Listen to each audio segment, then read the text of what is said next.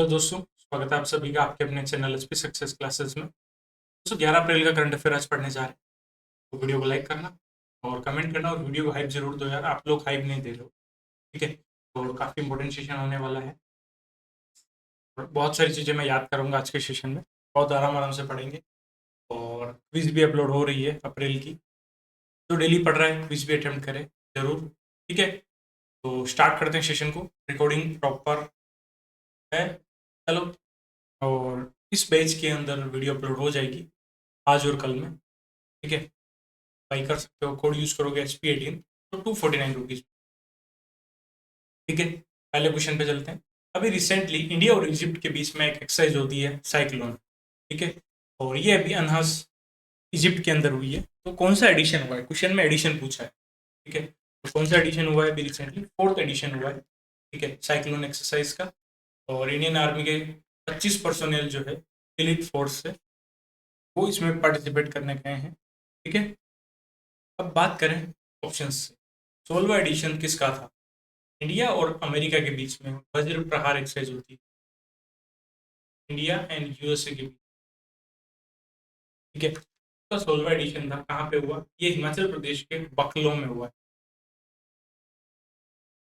Okay, then 13वां addition किसका था, मिलन exercise जो विशाखापट्टनम में हुई। दूसरी खंजर एक्सरसाइज, खंजर एक्सरसाइज इंडिया एंड किर्गिस्तान के बीच में होती है। ठीक है, ये कहाँ पे हुई है, लोकेशन मीसामारी, आसाम में हुई है। देन सेवंथ धर्मा गार्डियन, धर्मा गार्डियन, ये इंडिया और जापान के बीच में कहाँ पे हुई है, ये हुई है चौबतिया, उत्तराखंड में। ओके, यहाँ तक क्लियर है अच्छे से। नेक्स्ट चले क्वेश्चन नंबर 2 पे।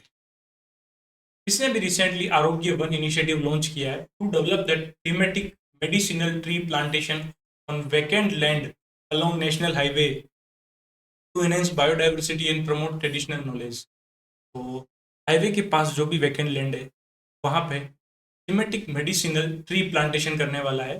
कौन, उसके थ्रू उन्होंने एक आरोग्य वन इनिशिएटिव लॉन्च किया, उसके थ्रू ये करेंगे। तो ये कौन करेगा, ऑब्वियसली नाम से पता चल रहा है हाईवे। तो NHAI, national highway authority of India. Phase one में ये इंक्लूड करेंगे 17 land parcel covering 62.8 hectare across 11 state and approximately 67,462 medicinal tree का प्लांटेशन किया जाएगा, जिसमें 36 स्पीसीज होगी। ओके, अब मैं आप लोगों को NHAI से रिलेटेड कुछ पुरानी न्यूज़ें याद करवा देता हूँ। पहली चीज़, फास्टैग का जो एनुअल पास था उसका चार्ज पहले 3,000 रुपीज़ था, जो बढ़ के 3075 हो गया। कब से, 1 अप्रैल 2026 से। 1 अप्रैल 2026 से ही जो भी टोल प्लाजा है वहाँ पे, अगर आपके पास फास्टैग नहीं लगा हुआ है कार में, व्हीकल में, तो पहले आप कैश दे सकते थे, बट अब कैश अलाउ नहीं है। अब only UPI and FASTag he allow, 1 अप्रैल 2026 से। और ये जो ईयरली पास है, ये कब तक वैलिड होगा, ये या तो 12 महीने और 200 ट्रिप, जो भी पहले हो जाएगा तब तक वैलिड होगा। पहली चीज क्लियर है। दूसरा, NHAI ने इसरो की एक काम है national remote sensing centre NRSC के साथ MOU किया था to prepare first national highway green cover index, green cover index launch किया था। ओके, देन NHAI ने एक और इनिशिएटिव लॉन्च किया था, bee corridor initiative. Bee corridor के पास वो बी कॉरिडोर बनाएंगे। ठीक है, और NHAI ने टारगेट किया था कि वो 40 लाख प्लांटेशन करेंगे। ठीक है, ट्रीज का। उसमें से 40 लाख में से लगभग 60% जो है बी कॉरिडोर के लिए एलोकेट किए हैं। 60% मतलब 24 लाख। ओके, तो लगभग लगभग NHAI की इंपॉर्टेंट न्यूज अपन ने एक साथ रिवाइज कर ली। देन नेक्स्ट चले अपन क्वेश्चन नंबर 3 पे। According to the 2025 Indian Space Situational Assessment Report, what was the total number of successful global space launches in 2025? एक सेकंड रुकना।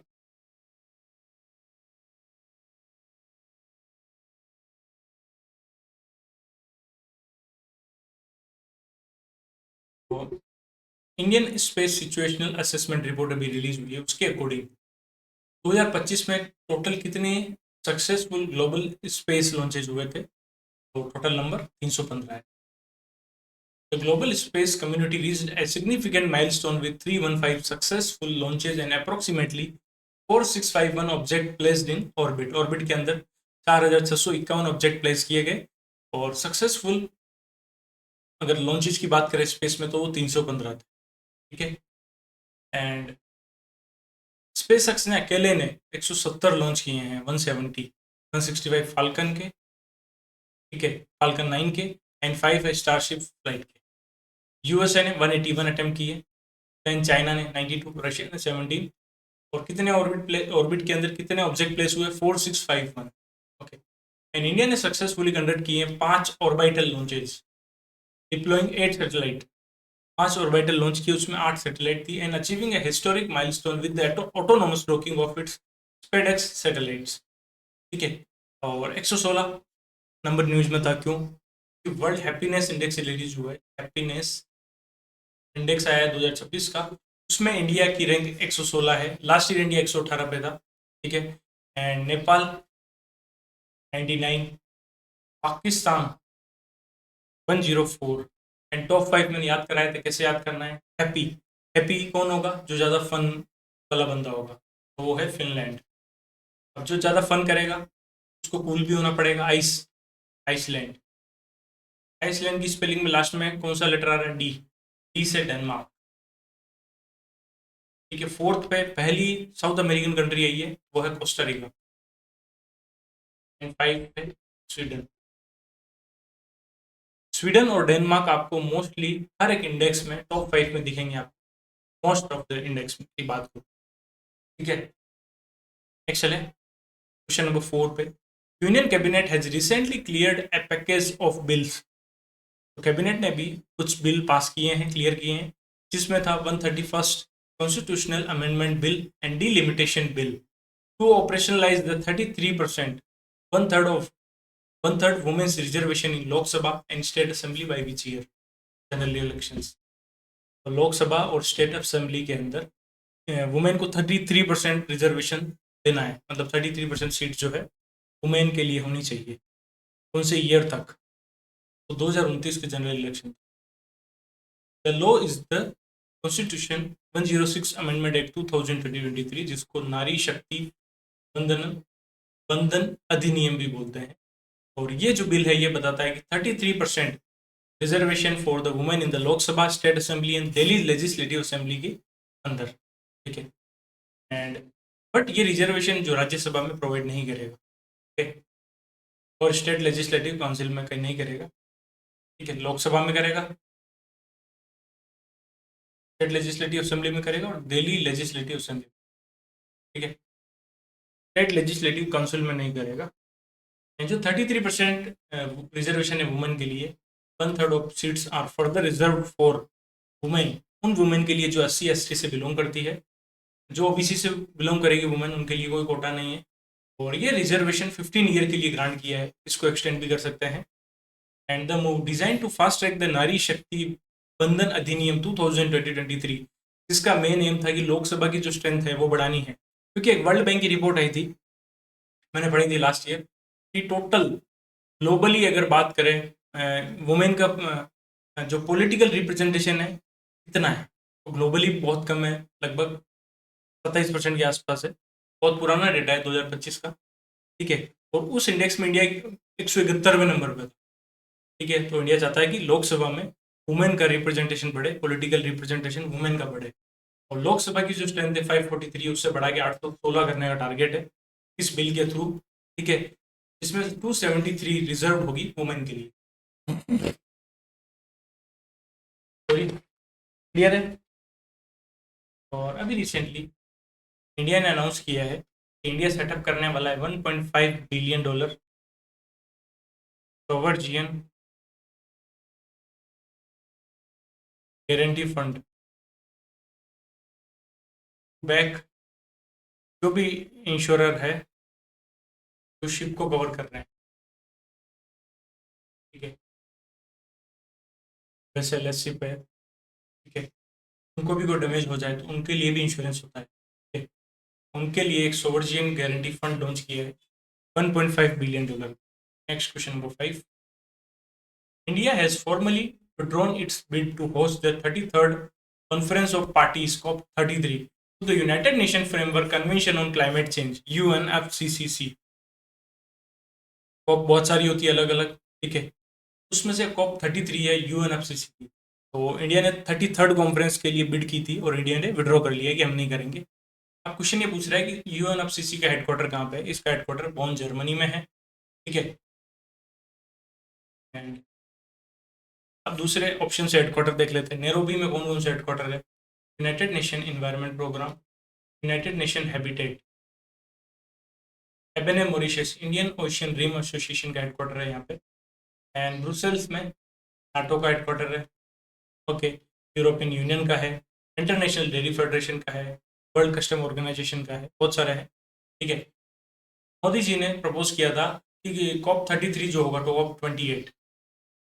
COP28 जो दुबई में हुआ था, उसी टाइम पे अनाउंस किया था कि इंडिया COP33 का जो है होस्ट करना चाहता है, बट अभी विड्रॉ कर लिया है। इंडिया के विड्रॉ के बाद सबसे ज़्यादा चांस लग रहे हैं साउथ कोरिया होस्ट करने। एंड इंडिया ने इससे पहले क्लाइमेट समिट किया था एक ही बार 2002 में, COP8 में, न्यू दिल्ली में, ठीक है? अब COP31 जो होगा 2026 में, वो होस्ट करेगा टर्की। COP32 होगा 2027 में, वो इथियोपिया में होगा, एडिस अबाबा बिर, ओके। नेक्स्ट चले अपन क्वेश्चन नंबर 6 पे। What is the tentative budgetary requirement approved by the cabinet for the nutrient-based subsidy rates for kharif season 2020-26? तो 2026 खरीफ सीजन 2026 के लिए न्यूट्रिएंट बेस्ड सब्सिडी जो है, उसके लिए कितना अमाउंट एलोकेट किया है? वो किया है 41533.81 करोड़। लास्ट ईयर से 4317 करोड़ ज़्यादा है। पीरियड की बात करें किस टाइम से किस टाइम के लिए? 1 अप्रैल से 30 सितंबर 2026 तक, ओके। एंड इंडिया का पहला, India first 500 megawatt electric MWE prototype fast breeder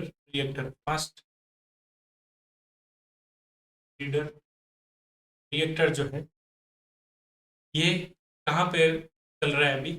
ये कलपक्कम में। कहाँ पे सिचुएटेड? कलपक्कम, जो तमिलनाडु में, ओके। यहाँ तक क्लियर है। अब दो गवर्नमेंट स्कीम इंपॉर्टेंट मैं बताने जा रहा हूँ। तो देखो 2584.60 करोड़ ये किसका आउटले है? एक स्कीम पड़ी थी अपन ने, small hydro power development scheme, hydro power development scheme 5 साल तक आई रन करेगी, 27 से 30-31, ठीक है? इसका आउटले था 2584.60, ठीक है? और इस स्कीम का एम है 1500 मेगावाट का small hydro power capacity add करनी। बस, बाकी तो मैंने बहुत डिटेल में पढ़ाया, आप इतना ही देखेंगे अपन। दूसरा आउटले है 33660 करोड़। ये किसका है? एक भव्य स्कीम थी, भव्य स्कीम, भारत औद्योगिक विकास योजना, भारत औद्योगिक विकास योजना आई थी। ये स्कीम 6 साल के लिए रहेगी और इस स्कीम का टारगेट है 100 plug and play industrial park बनाने का, ठीक है? नेक्स्ट चले अपन क्वेश्चन नंबर 7 पे। The Kalai 2 hydroelectric project, which recently achieved cabinet approval for a 14,105.83 crore investment, is being developed on which river in Arunachal? तो कलाई 2 हाइड्रो इलेक्ट्रिक प्रोजेक्ट जो है, उसको कैबिनेट ने अप्रूवल दे दिया है और कितनी इन्वेस्टमेंट अप्रूव की है? 14,105 करोड़। और ये कौन सी रिवर पे बन रहा है? तो ये लोहित रिवर के ऊपर बन रहा है, ठीक है? कलाई 2 हाइड्रो इलेक्ट्रिक प्रोजेक्ट, इसको इम्प्लीमेंट किया जाएगा through a joint venture company formed between PSDC India Limited and Government of Arunachal Pradesh. इसकी कैपेसिटी 1200 मेगावाट, 6 यूनिट होगी 190 की और 1 यूनिट होगी 60 मेगावाट की। एंड फंडिंग सपोर्ट की बात करें तो 599.88 करोड़ मिले इंफ्रास्ट्रक्चर के लिए and 750 crore central financial assistance है स्टेट इक्विटी के लिए, ओके। अब बात करें, अभी रिसेंटली रिन्यूएबल एनर्जी का एक डेटा आया था कि टोटल रिन्यूएबल एनर्जी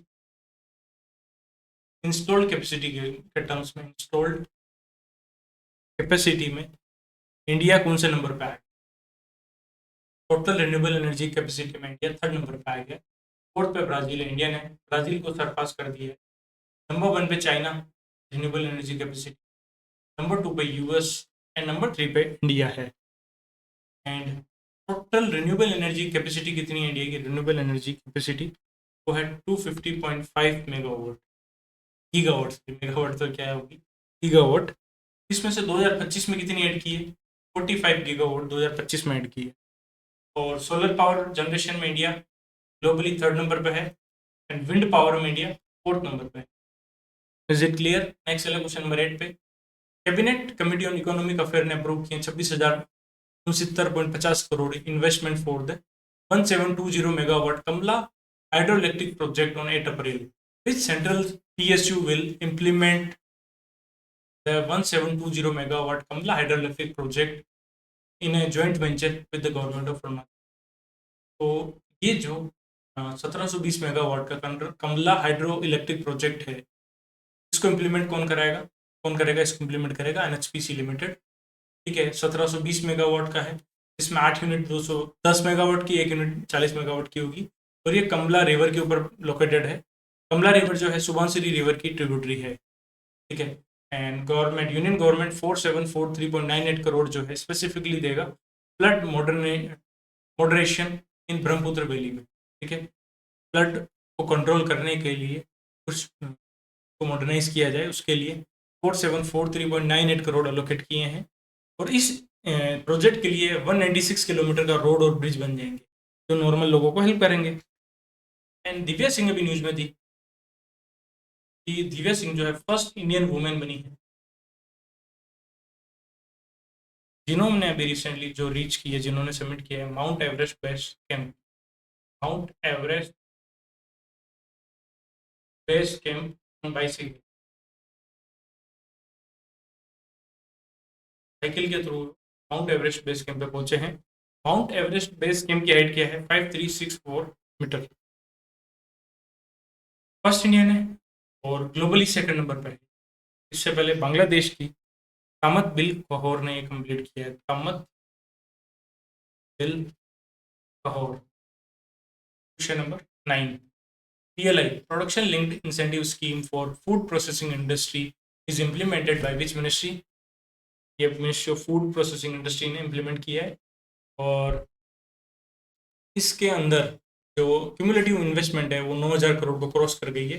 जो कमिटमेंट था 7,000 करोड़ उससे भी क्रॉस हो गई है। और ये 6 साल तक रन करेगी, 21-22 से 26-27 तक। Okay, and India and New Zealand के बीच में, इंडिया एंड न्यूजीलैंड के बीच में अभी 24 अप्रैल को फ्री ट्रेड एग्रीमेंट साइन होने वाला है।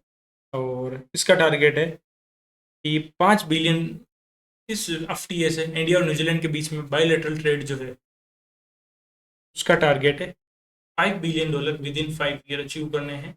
और इंडिया के अंदर $20 बिलियन के इन्वेस्टमेंट न्यूजीलैंड करेगा over next 15 year. Question number 10। Umred pony कर हांडला वाइल्ड लाइफ सेंचुरी कौन से स्टेट में है? ये भी न्यूज में थी, ये महाराष्ट्र में है, क्योंकि यहीं पे एक ब्लैक कलर का डियर स्पॉट हुआ, चीतल। उमरेद पोनी कर हांडला वाइल्ड लाइफ सेंचुरी जो नागपुर के पास है वहाँ पे सिचुएटेड। और आसाम न्यूज में था क्योंकि आसाम की एक वाइल्ड लाइफ सेंचुरी न्यूज में थी, पोबी तोरा वाइल्ड लाइफ सेंचुरी, पोबी तोरा वाइल्ड लाइफ सेंचुरी। और ये वर्ल्ड की हाईएस्ट डेंसिटी की, यहाँ पे वर्ल्ड की हाईएस्ट डेंसिटी है 1 होन रहने की, 1 होन रहने की। और ये आसाम में है। Question number 11। Where was the international conference on spacecraft mission operation held?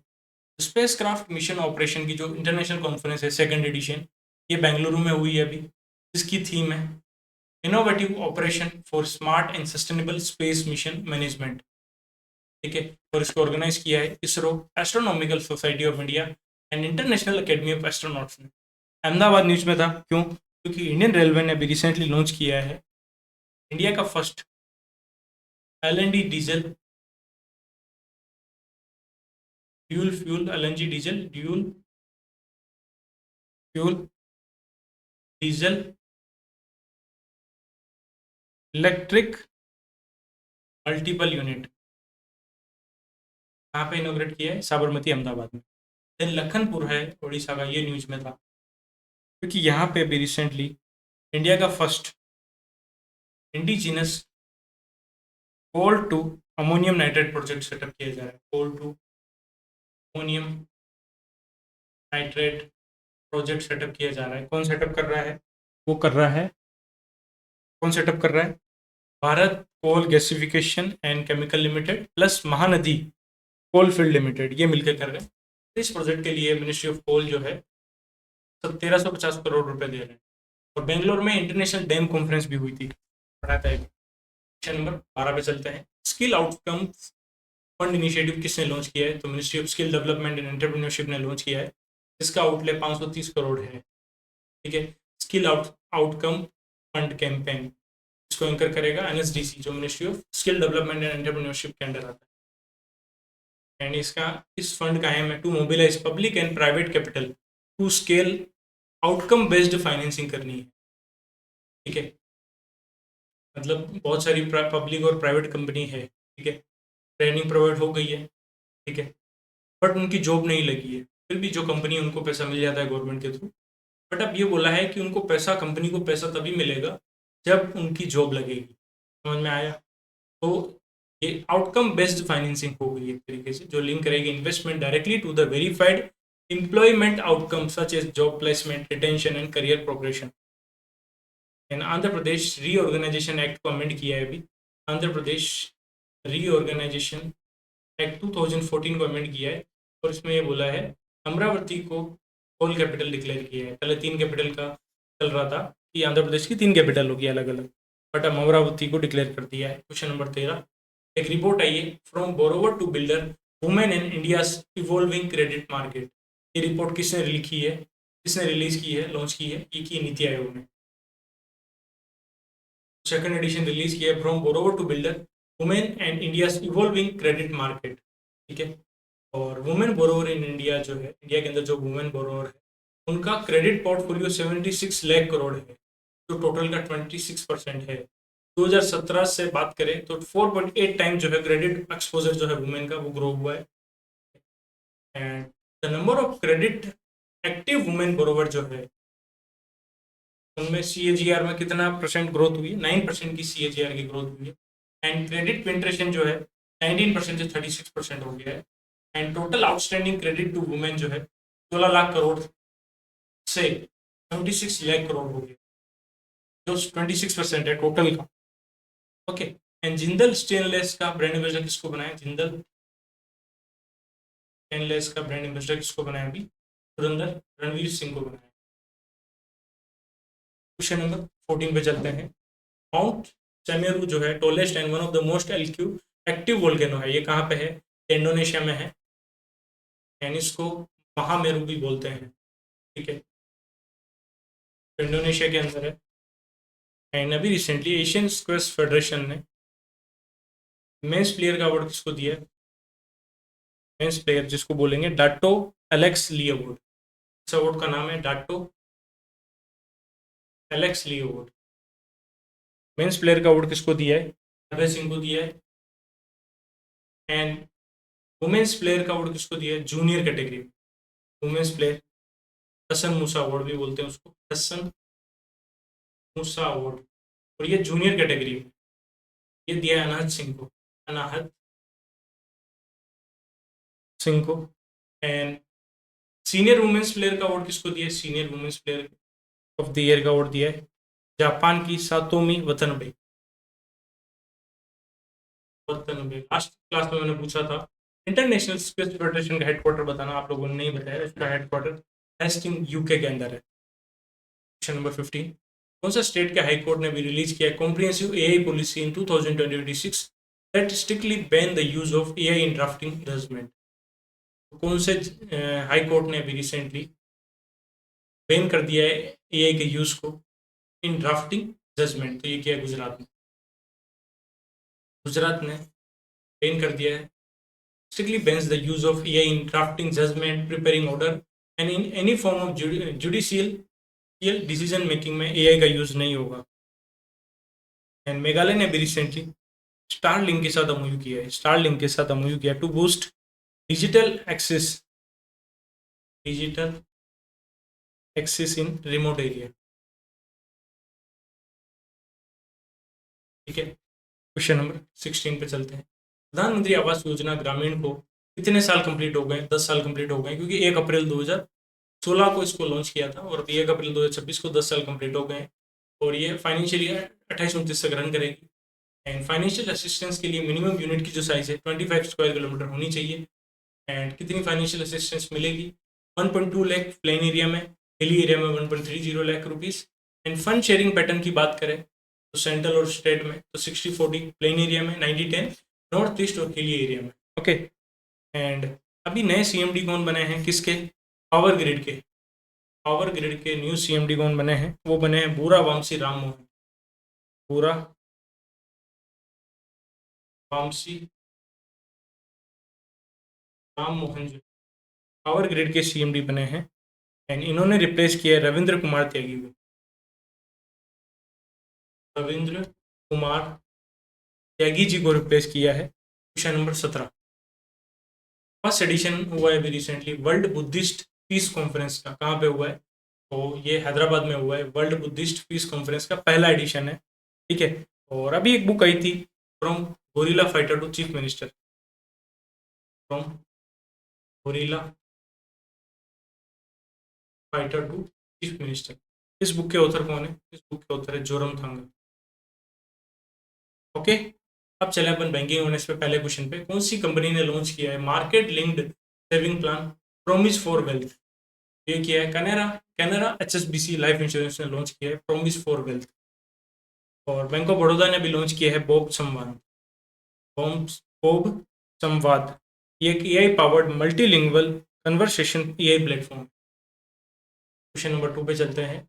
कौन से बैंक ने अभी एमओयू किया है गवर्नमेंट ई मार्केट प्लेस के साथ to provide unsecured short term loans to seller against purchase order under the GeM's high initiative? तो Punjab National Bank ने एमओयू किया है गवर्नमेंट ई मार्केट प्लेस के साथ to enhance financial access for registered seller. ये seller को allow करेगा to access collateral free short term loan मिल जाएगा specifically link to their confirmed GeM purchase order. जो भी ऑर्डर है उसके अगेंस्ट जो है शॉर्ट टर्म लोन मिल जाएगा। इसके लिए पीएनबी ने मूव किया है। एंड पीएनबी जो है पंजाब नेशनल बैंक जो है लेंडिंग पार्टनर है on the GeM's high portal. CCI competition commission of India ने अभी रिसेंटली 14.286% का अप्रूवल दे दिया है इंडिया लिमिटेड को, कि इंडिया लिमिटेड जो है ये 14.826% खरीदने जा रही है। किसमें? Aditya Birla housing finance company. Last question, what is the revise GDP forecast for financial year 26-27 as per the world bank? World bank ने 6.6% फोरकास्ट की है। पहले 6.3 की थी, उससे बढ़ा के अब 6.6 कर दी है।